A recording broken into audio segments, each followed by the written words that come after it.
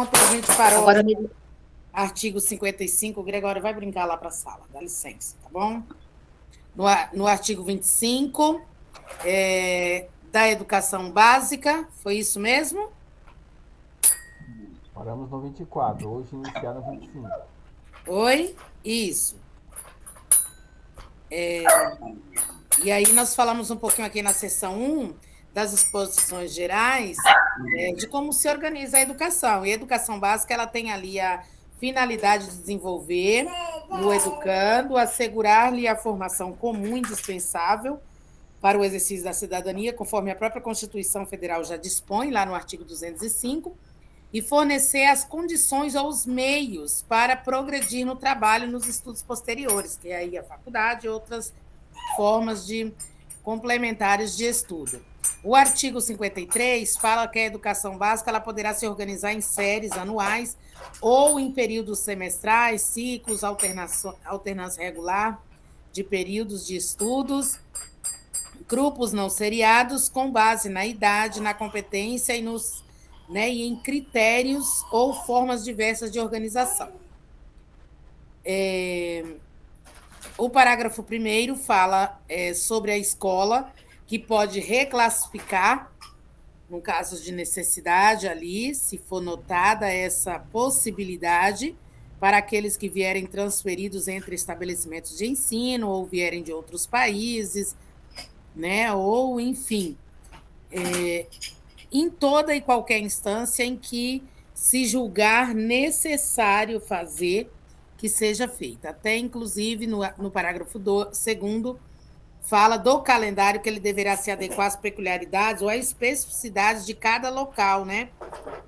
Respeitando, inclusive, ali as questões econômicas, climáticas, os critérios, a critério de cada sistema de ensino. O artigo 24 fala um pouquinho da educação básica nos níveis fundamental e médio, que será organizada com a carga horária mínima anual de 800 horas para o ensino fundamental e para o ensino médio, distribuídas em, no mínimo, 200 dias letivos de efetivo trabalho, né? Por isso que, muitas vezes, a gente faz uma greve, acontece qualquer uma coisa, suspensão de aula por uma falta de água, de energia, de um evento excepcional, e a gente tem que repor em outro momento, porque tem que ser minimamente 200 dias letivos, tá bom? Distribuídos aí também em 800 horas mínimas.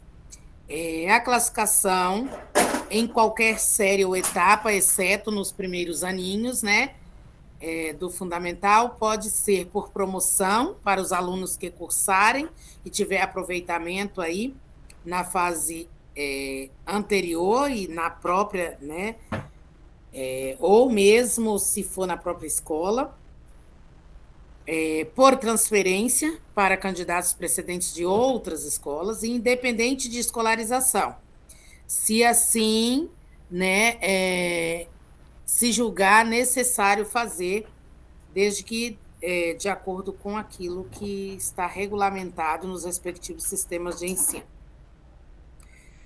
Nos estabelecimentos que adotam a progressão regular por série, o regimento escolar pode admitir formas de progressão parcial, desde que preservada a sequência do currículo, observadas as normas do respectivo sistema de ensino. O que é essa progressão parcial?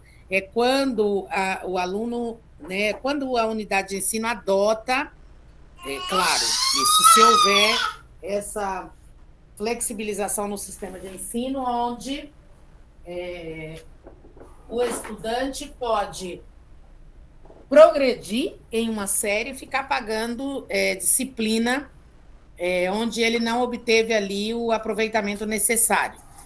Seria, por exemplo, estou indo para o 8º ano e eu continuo pagando as disciplinas de história, de geografia do 7º ano, concomitante com o percurso ali traçado pelo 8º ano. Ok? Isso é de forma parcial. Poderão organizar-se em classes ou turmas com os alunos de séries distintas, com os níveis equivalentes, de adiantamento na matéria para o ensino de línguas estrangeiras, artes ou outros componentes curriculares. A verificação do rendimento escolar ela, se dará com os seguintes critérios: avaliação contínua e cumulativa, possibilidade de aceleração de estudo para os alunos com atraso escolar e possibilidade de avanço nos cursos e nas séries mediante a verificação do aprendizado, aproveitamento de estudos concluídos com êxito e a obrigatoriedade de estudos de recuperação, de preferência paralelo ao período letivo. Tudo bem? Entendido isso, é só uma retomada. Cabe a cada instituição de ensino expedir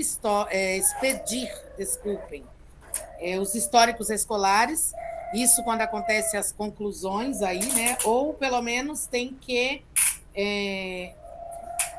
entregar para o estudante uma declaração, né? Uma declaração ou algum certificado que dê a ele ali a garantia de que ele possa utilizar isso, seja para um acesso a a outra série, quando for o caso, em outra escola, enfim, ou para a faculdade, ou para questões de trabalho que muitas vezes existe também, enfim. Ciência de que ele tem esse direito de receber. Tudo bem? O artigo 25 fala que será objetivo permanente das autoridades responsáveis alcançar a relação adequada entre o número de alunos e professor e a carga horária e as condições de materiais de estabelecimento. Geralmente, a gente já encontra isso meio que determinado mesmo, né? Tantos alunos para um professor. Na educação infantil, a gente vê isso com mais nitidez.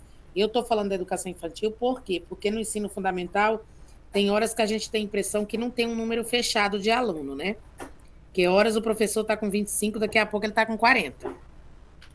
Dependendo do sistema de ensino aí, no Estado, não sei se ainda está assim o Estado, mas o Estado, às vezes, acolhia até 40 crianças ou mais, 40 estudantes. Alguém que é do Estado?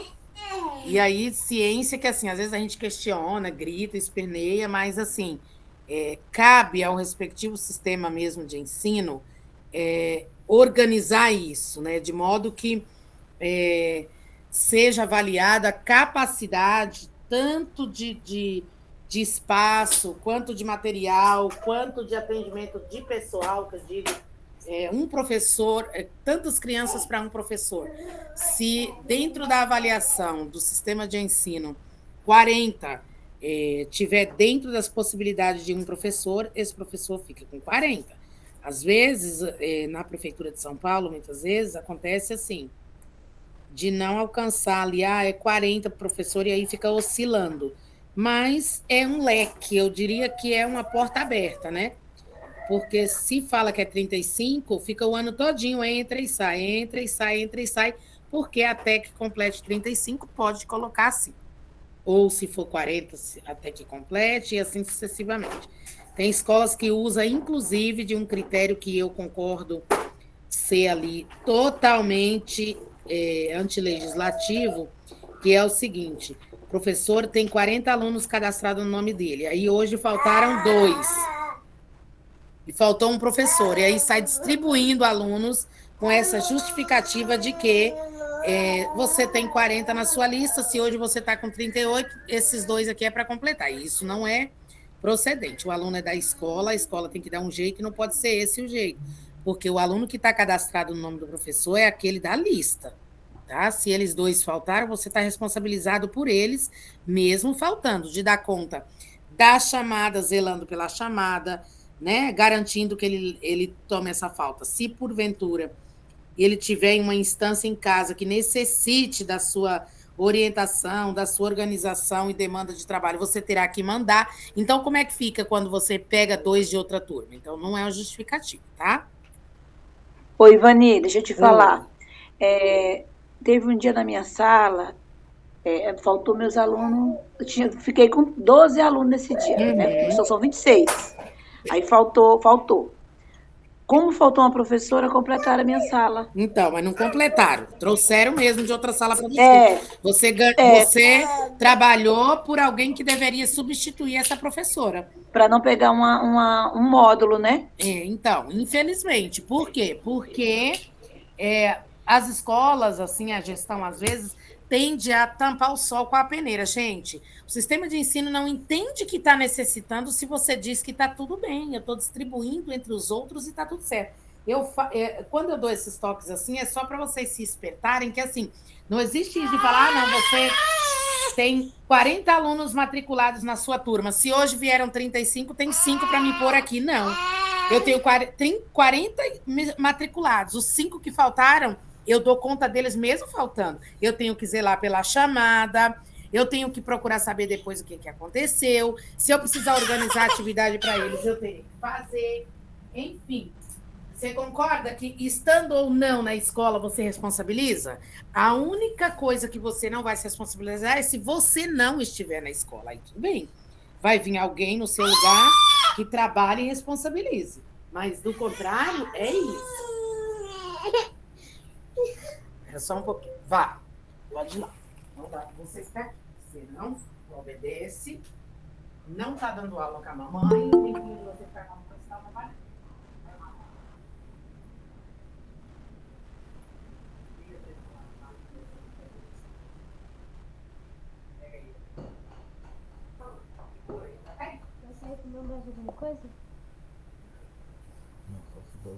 Oi, gente. Fui levar o Gregório porque ele não dá.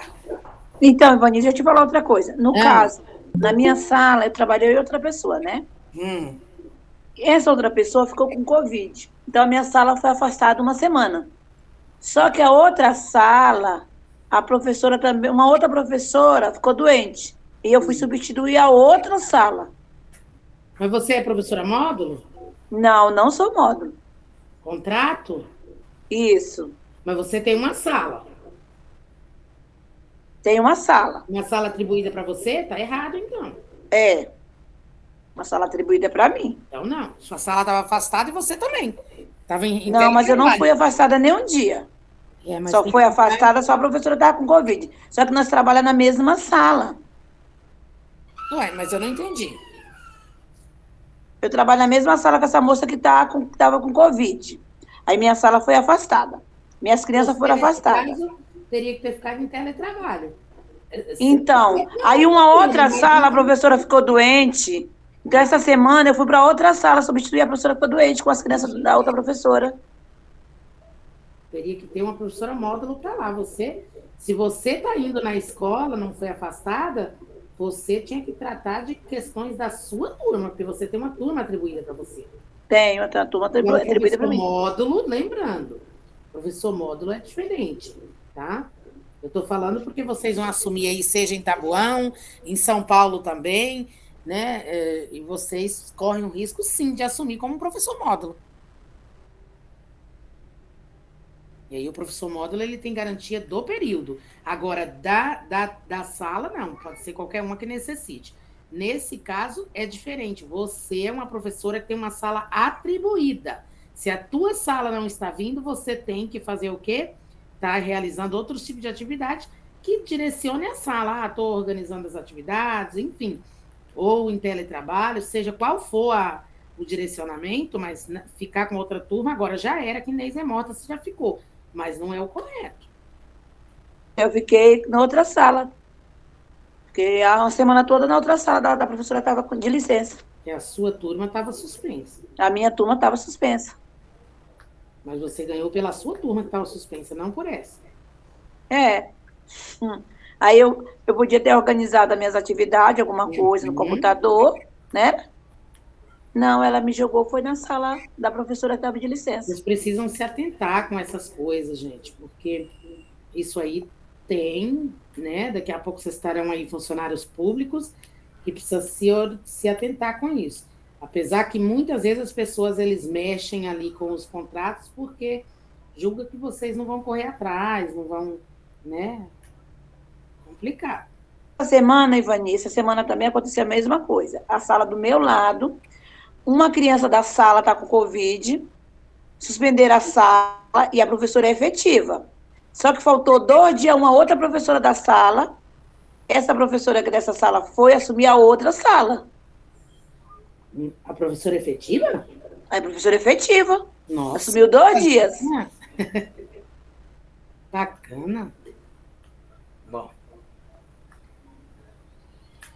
Eu não falo nada, porque quando o professor resolve mexer em feridas lá, e agora é hora de alegar coisa aqui e ali. Mas, enfim. Né? Vamos lá, minha gente. Mas a gente vai conversando, tá bom? E procurem ir se colocando em situações assim, porque são coisas Não mexe em coisa pra lá, não, faz favor. Que não podem acontecer. E ninguém pode baixar a cabeça, tá bom? Não vai, não. Artigo 26. Tá bom, cara. Os currículos da educação infantil e do ensino fundamental e do ensino médio, eles devem ter base nacional comum, que é justamente o que a gente está vendo aqui, né? Na LDB. Ainda ontem eu conversei isso com vocês, que eu deixei disponível a BNCC, por quê? Porque em alguns momentos esse edital especificamente, ele fala da BNCC, né? E aí, assim, ele fala, mas ele não exige um direcionamento específico da BNCC. Então, eu estou deixando ela ali disponível, que a hora que vocês tiverem qualquer uma duvidazinha, vá lá, né, dá uma olhadinha tudo, mas aqui no artigo 26 já vem dizendo que o currículo, tanto da educação infantil, quanto do fundamental, quanto do médio, eles já devem obedecer a uma base comum entre eles, né?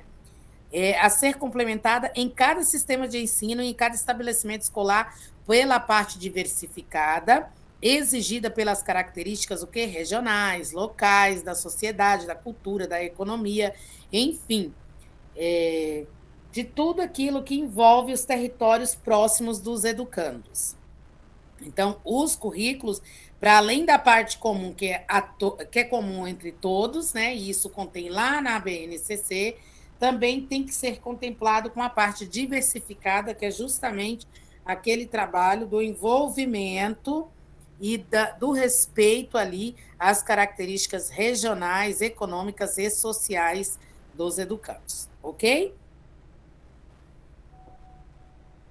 Os currículos a que se refere o capítulo anterior devem abranger obrigatoriamente o estudo da língua portuguesa e da matemática, o conhecimento do mundo físico e natural e da realidade social e política, especialmente do Brasil.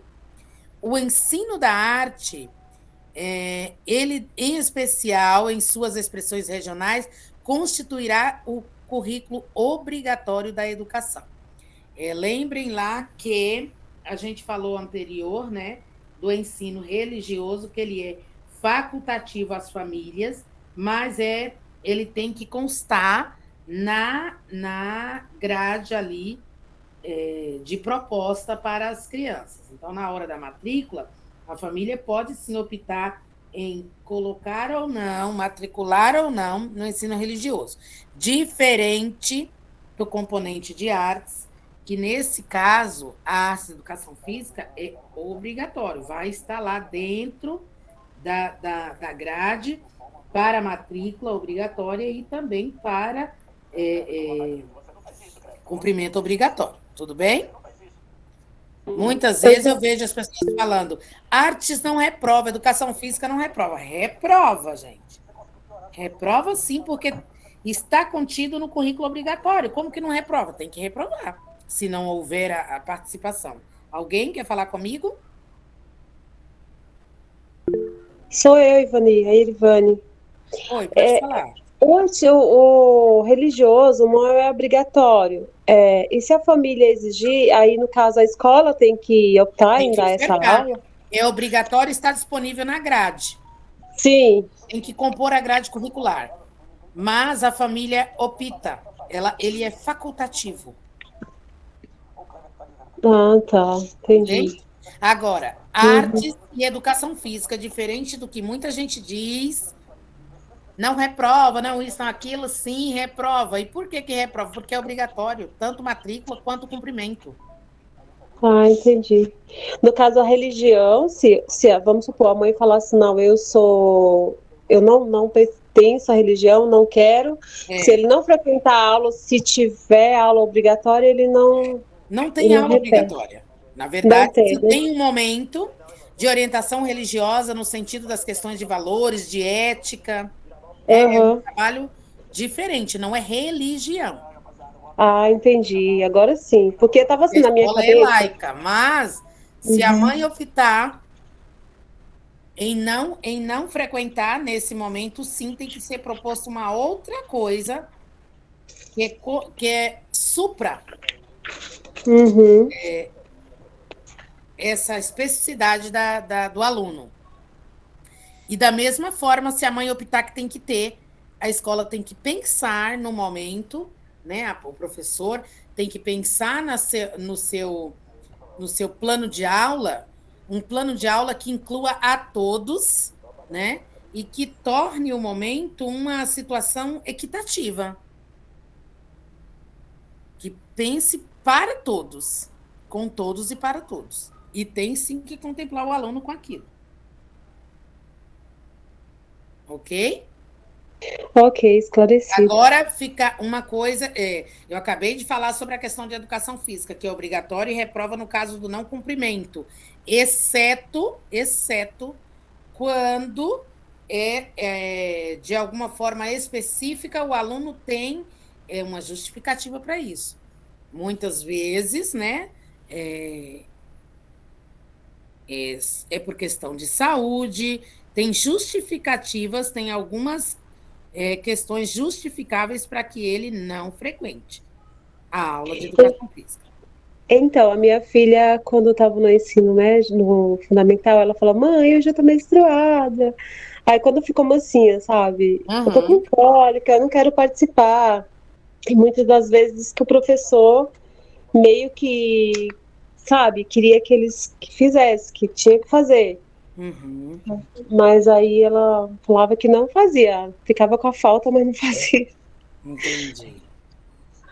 Tava, Então, então. aí é pensar nas especificidades dos alunos, né? Ver de qual outra forma dá para contemplar a aula de educação física e que necessariamente não precise fazer ali algum tipo de coisa que traz desconforto.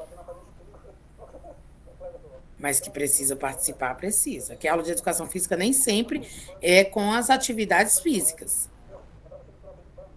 Tudo bem? Tudo. A educação física integrada à proposta pedagógica da escola é componente curricular obrigatório da educação básica, sendo a sua prática facultativa ao aluno, que cumpra a jornada de trabalho igual ou superior a 6 horas, maior de 30 anos de idade, né? São aí os critérios para que não se cumpra a educação física, conforme a gente acabou de dizer. Né? Ele tem que ser um estudante que tenha maioridade de 30 anos, ou que cumpra jornada de trabalho igual ou superior a 6 horas, né? Aí sim ele tem ali a justificativa para não frequentar. O que estiver também prestando serviço militar, inicial, ou que em situação similar, né, que seja obrigada à prática da educação física, ou amparado pelo decreto-lei aqui de 1044, de 21 de outubro de 1969, que fala ali da questão que tenha um filho, né? Eles que fala que tenha prole, veio justificando embaixo, até que aqui no sexto vem dizendo que seja alguém que tenha filho. Então, é outra justificativa para não participar. Né? Ser envolvido em outra forma de atividade que não necessariamente os exercícios físicos. O ensino, parágrafo 4º. O ensino da história do Brasil ela levará em conta o que? As contribuições das diferentes culturas e etnias para a formação do povo brasileiro, especialmente das matrizes indígenas, africanas e europeias. No parágrafo 5º, fala que o currículo do ensino fundamental a partir do 6º ano será ofertada a língua inglesa, né? E pode até complementar com mais uma língua estrangeira, mas sendo que essa é parte obrigatória. Tudo bem?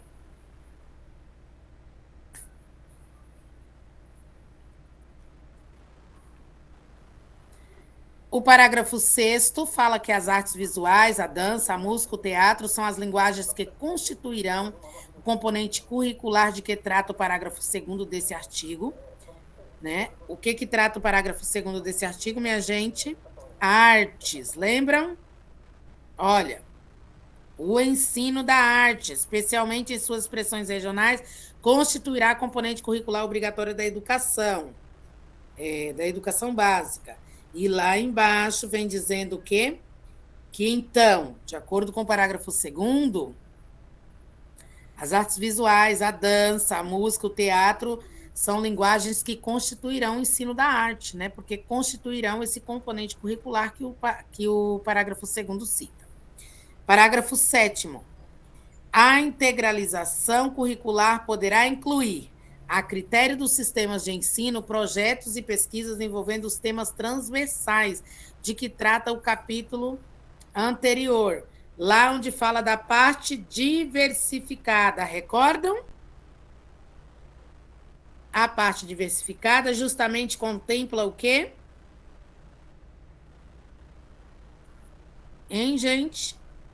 Contempla os temas específicos de cada região, sejam ali da realidade regional, social, cultural, econômica, enfim, de onde está ou pertence o estudante. Tudo bem? E isso compõe aí, envolve, na verdade, essa integralização entre os temas transversais, que acaba refletindo na questão das disciplinas se integrarem também. A exibição de filmes de produção nacional constituirá componente curricular complementar integrada à proposta pedagógica da escola, sendo que sua exibição obrigatória é obrigatória, no caso, por no mínimo 2 horas mensais. Né?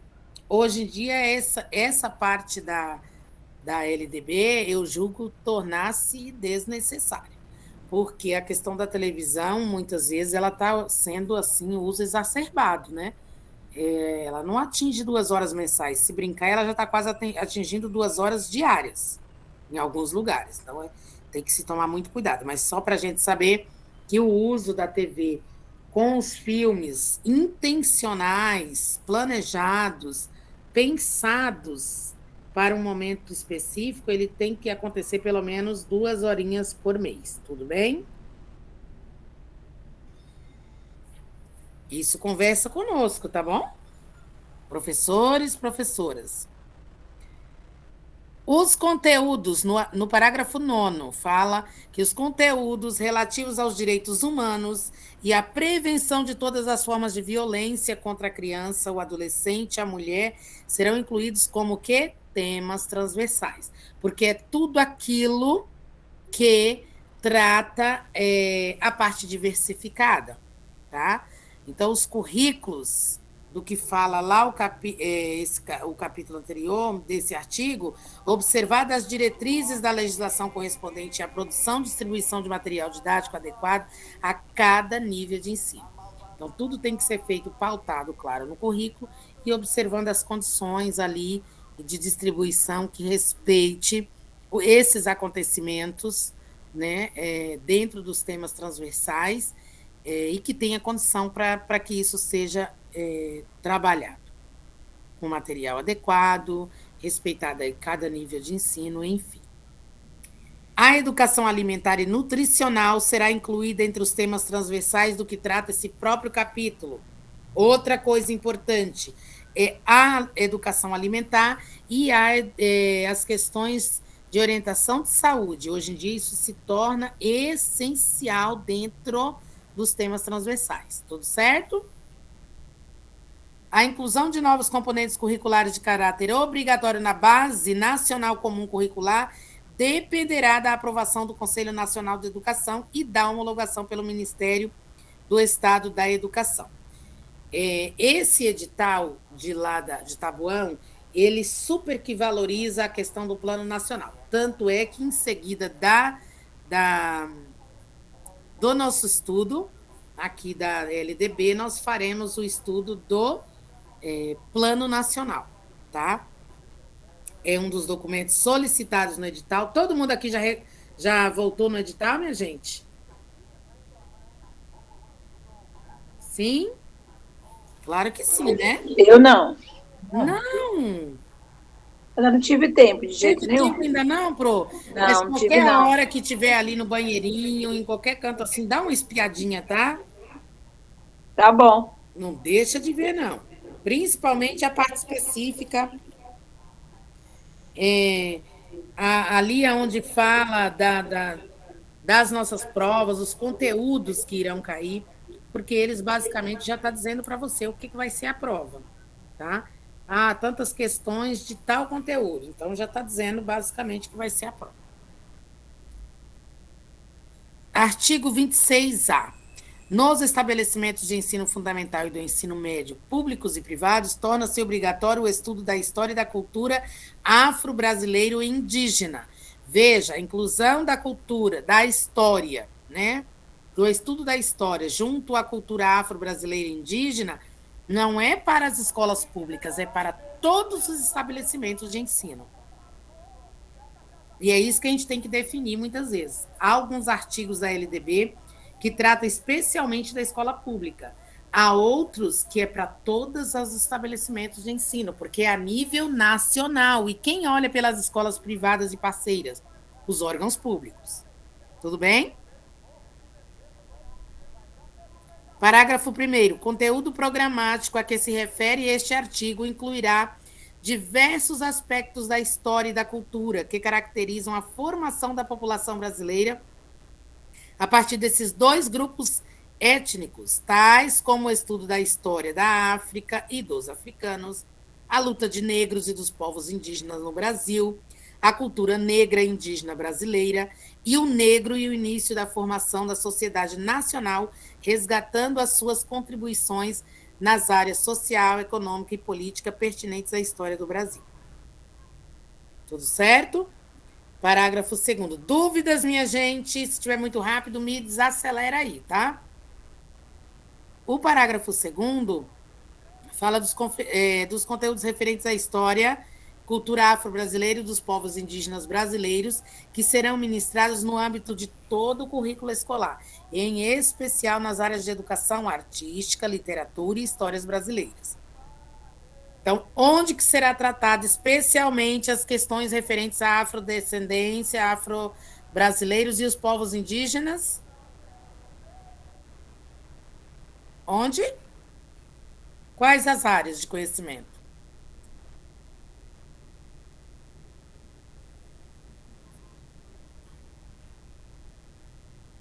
Hein, gente? Acabei de falar. Vou profetizando aí, que isso aí vai cair, hein? Na arte? Na arte, conhecida como educação artística, de literatura e história brasileira. Olha o parágrafo 2º já esclarecendo aí.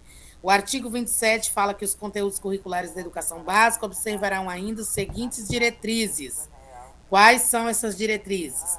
A difusão de valores fundamentais ao interesse social, aos direitos e aos deveres dos cidadãos, de respeito e ao bem comum e à ordem democrática. Também observarão as diretrizes de consideração de condições de escolaridade dos alunos em cada estabelecimento. Observarão também orientação para o trabalho. Observarão promoção do desporto educacional e apoio às práticas desportivas não formais. Tudo bem? O artigo 28. Na oferta da educação básica para a população rural, o que vai acontecer? O sistema de ensino ele tem que promover as adaptações necessárias de modo a adequar cada peculiaridade ali da vida real. O que é isso? Peculiaridades do local. Se eu moro na zona rural, eu tenho que pensar em uma educação adaptada às necessidades da zona rural, daquela região. Tá bom?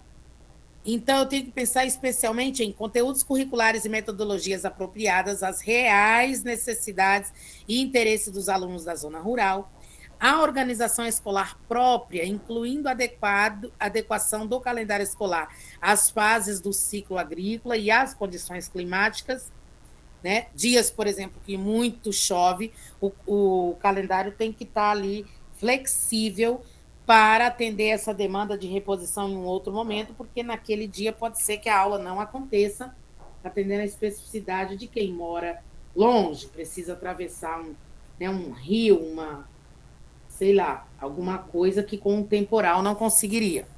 Tudo bem?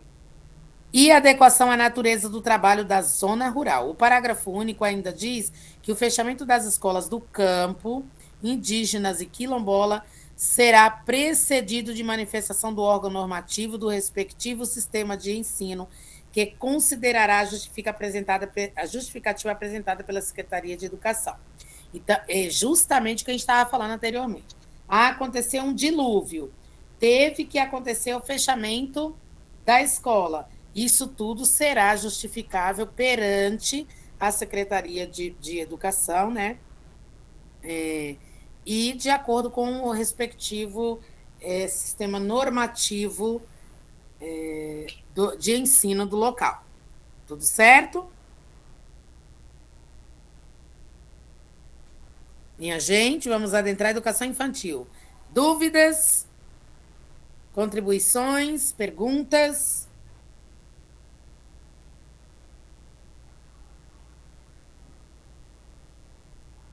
Pessoal? Estamos aqui. Tá tudo bem? Não tem dúvida? Até aqui tá tudo bem. Olha, que coisa linda. Fernanda tá aí hoje? As Fernandas?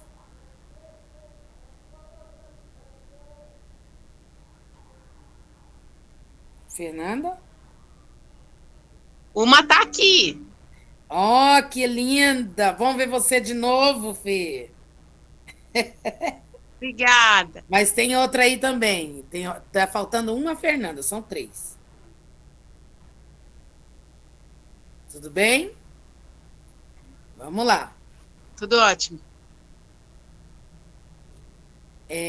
Seção 2 da Educação Infantil, no seu artigo 29 da LDB, Lei de Diretrizes e Bases da Educação Nacional, vem dizendo o seguinte, que a educação infantil é a primeira etapa da educação básica. Qual é a idade da primeira etapa da educação básica? Eu quero saber, gente. 0 a 3 anos. Opa! Dos 4 aos 5 anos. 4 e 5 anos. Muito bem. De 0 a 3 anos não é obrigatório. Lembram? Oh, meu Deus. Por que não é obrigatório? Porque ainda não faz parte da educação básica.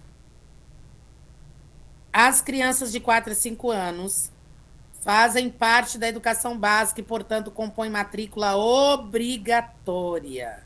Não iremos esquecer disso, tá bom? A educação infantil, primeira etapa da educação básica, tem como finalidade o desenvolvimento integral das crianças de até 5 anos. Em seus aspectos físico, psicológico, intelectual e social, complementando a ação da família e da comunidade. Então, o artigo 29 da LDB vem dizendo para a gente acerca da educação infantil, né? Que ela é a primeira etapa da educação básica, que ela tem como finalidade desenvolver integralmente as crianças de até 5 anos de idade. É justamente aquela fala que a gente coloca, o desenvolvimento das crianças de forma global, plena e total. Tem que atingir aí e tem que respeitar os aspectos físico, psicológico, intelectual e social, em complementação da ação de quem? da ação da família e da sociedade. Tudo bem? Da comunidade, enfim. O artigo 30 fala que a educação infantil ela será oferecida em creches ou nas entidades equivalentes para quem? Para as crianças de até 3 anos de idade. Na pré-escola, para quem que ela será oferecida? Para as crianças de 4 e 5 anos de idade. O artigo 31, tudo bem isso para vocês? Quem que vai para a creche? 0 a 3 anos. Quem que vai para a pré-escola? 4 a 5 anos. Pronto, 4 e 5 anos, isso mesmo. Como que deve acontecer a formação das crianças na educação infantil?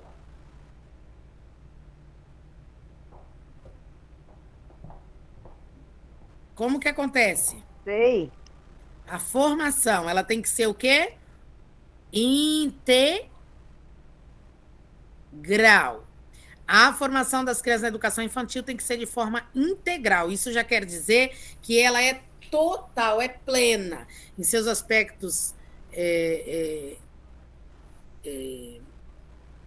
emocional, olha lá, psicológico, físico, né, intelectual, social, justamente em complementação à ação da família e da comunidade. Tudo bem? Não esquecer.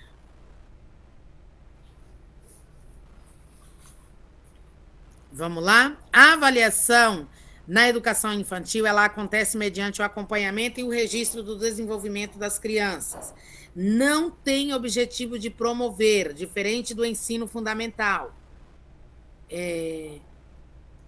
Essa avaliação, ela tem o intuito de acompanhar, né, o desenvolvimento das crianças e redimensionar ações para que esse desenvolvimento se amplie cada vez mais. Então, mesmo a criança acessando entre a educação infantil e o ensino fundamental, a avaliação não acontece como forma de promoção. A carga horária mínima anual é de 800 horas, distribuída por, no mínimo, 200 dias letivos de trabalho educacional.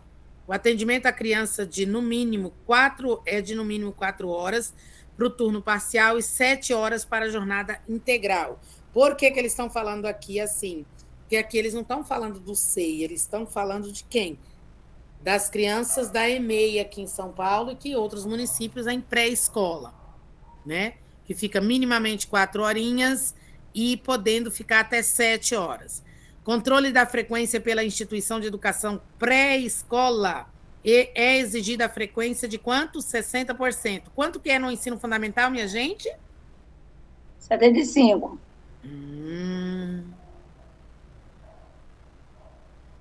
Aqui na educação infantil, controle de frequência pela instituição de educação pré-escola, exigida no mínimo 60% do total de horas. A expedição de documentação que permita atestar os processos de desenvolvimento e aprendizagem da criança. Então, para a criança ir tanto entre uma sala e outra de educação infantil, quanto do infantil para o fundamental, é necessário que sejam expedidos documentos de acompanhamento do desenvolvimento e da aprendizagem das crianças. Que documento que é esse? Justamente documento escrito, que são os registros, como a gente estava falando ali mais acima. Que a criança tem ali a forma de acompanhamento da avaliação por meio do registro do desenvolvimento. Tá bom? Explicado a educação infantil? Estamos indo para a seção 3, ensino fundamental. Tudo certo? Pessoas bonitas? Fala. Tudo certo. Estamos anotando. Ah, tá. Quando for assim, vocês precisarem... Evelyn, um minutinho para eu poder anotar. A gente espera um minutinho. Fiquem calmos, tá? Tá tudo bem. Alguém conseguiu acessar as aulas de português e matemática?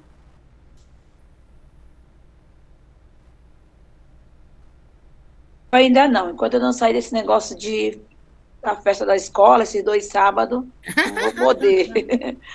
Amanhã eu vou ter de português. Do ensino... Dedique a festa, mas nem tanto. Saiu da escola, deixa a festa lá e vai dedicar agora a vida de vocês, hein? Isso aqui é o futuro de vocês. Já estão aí efetivos. Amém. Artigo 32. O ensino fundamental obrigatório com duração de 9 anos, gratuito aonde que ele pode ser gratuito? Na escola pública. Iniciando-se aos 6 anos de idade, terá por objetivo a formação básica do cidadão mediante o desenvolvimento da capacidade de aprender, tendo como meios básicos o pleno domínio de leitura e da escrita e do cálculo, algo que a gente não poderá esquecer, tá bom? O ensino fundamental obrigatório, ele é com duração de 9 anos. Ele é gratuito na escola pública. Fora da escola pública, ele pode ser uma bolsa, qualquer coisa menos gratuito, tá? Ele inicia aos 6 anos e ele tem o objetivo de formar um cidadão, de uma formação básica para o cidadão, mediante o quê? O desenvolvimento da capacidade de aprender, tendo como os meios básicos o pleno desenvolvimento da leitura, da escrita e do cálculo, a compreensão do ambiente natural e social, do sistema político, da tecnologia, das artes, dos valores em que fundamenta a sociedade. Ok? E terceiro, o desenvolvimento da capacidade de aprendizagem, tendo em vista a aquisição de conhecimento e habilidades e a formação de atitudes e valores. O fortalecimento dos vínculos da família, dos laços de solidariedade humana e da tolerância recíproca em que se assenta a vida social. No parágrafo 1º, vem dizendo que é facultado aos sistemas de ensino desdobrar o ensino fundamental em ciclos. Pode optar ou não. Parágrafo 2º. Os estabelecimentos que utilizam progressão regular por série pode adotar no sistema de ensino um regime de progressão continuada, sem o prejuízo da avaliação do processo ensino-aprendizagem, observadas as normas do respectivo sistema de ensino. Parágrafo 3º fala que o ensino fundamental regular ele será ministrado em língua portuguesa, asseguradas às comunidades indígenas a utilização de suas línguas maternas, próprias aí da aprendizagem. Parágrafo 4º, o ensino fundamental será presencial, sendo o ensino à distância utilizado como complementação de aprendizagem em situação de emergência. O que aconteceu conosco agora na pandemia? Está contido no parágrafo 4º aqui, tá? Deste artigo, que diz que o ensino fundamental tem sim que acontecer presencialmente, exceto em situações emergenciais. Tá bom? Que foi o caso da pandemia. Parágrafo 5º.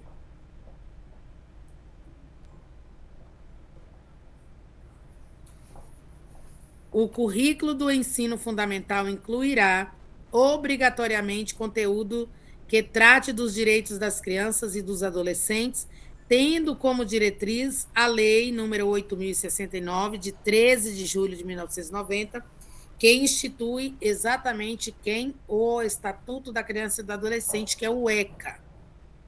Tudo bem? Observar a produção e distribuição de material didático adequado. Parágrafo 6º, o estudo sobre os símbolos nacionais será incluído como um tema transversal nos currículos de ensino fundamental. O artigo 33 fala sobre o ensino religioso de matrícula facultativa. É parte integrante da educação básica, compõe a grade curricular, constitui as disciplinas e os horários disciplinares normais da rede pública, mas a sua matrícula ela é facultativa. Parágrafo 1º. Os sistemas de ensino regulamentarão os procedimentos para definição dos conteúdos do ensino religioso, como a gente tinha falado antes. Ele está lá na grade, ele tem que estar disponível, mas ele é facultado para as famílias matricular ou não. tá? Mesmo assim, optado, esses sistemas de ensino terão que definir algumas formas de acontecimento desses conteúdos, tá certo? Para que não haja equívoco, confusões a mais, enfim. Que às vezes até o professor também chega a ligar, não é minha obrigação, não sei o quê, mas o professor polivalente, ele tem ali a obrigação, sim, de cumprir com essas aulas, se assim for optado, tá bom? Os sistemas de ensino ouvirão entidade civil constituída pelas diferentes denominações religiosas para a definição dos conteúdos de ensino religioso. O artigo 34 fala da jornada escolar no ensino fundamental, que inclui pelo menos 4 horas de trabalho de efetivo em sala de aula, sendo progressivamente ampliado o período de permanência na escola. Então, mínima carga horária ali garantida e progressivamente tem uma abertura, de acordo com o artigo 34 da Lei de Diretrizes, para que vá se aumentando progressivamente. Tudo bem? O restante das horas do professor, ele fica em horário de estudo. Para quem aí deve estar se perguntando, mas não falaram que são 36 horas? É que são distribuídas também nos horários de estudo, tá? Artigo 34. A jornada escolar do ensino fundamental incluirá pelo menos 4 horas de trabalho efetivo em sala de aula, sendo progressivamente ampliado o período de permanência na escola. Como a gente já vê hoje na maioria dos municípios, a questão da escola integral ou semi-integral, como o Estado adotou aí praticamente em toda a sua rede.